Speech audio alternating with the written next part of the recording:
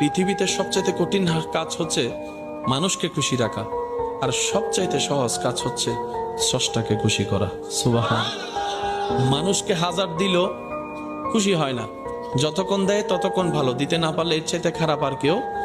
আর রব এত দয়াবান, বান্দার একটা সিজদা দেখলেও খুশি হয়ে যায়।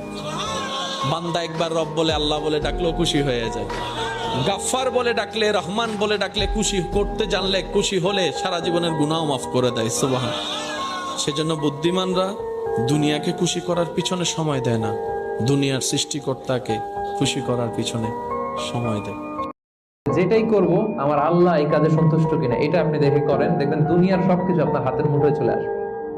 ওটা দুনিয়াটা আপনার হাতের মুঠোয় আসবে যদি আল্লাহকে আপনি এইখানে স্থান দেন। আর দুনিয়াটার এইখানে স্থান দিলে গোটা দুনিয়া আপনাকে অপমান করে ছাড়বে, ঠিক কিনা?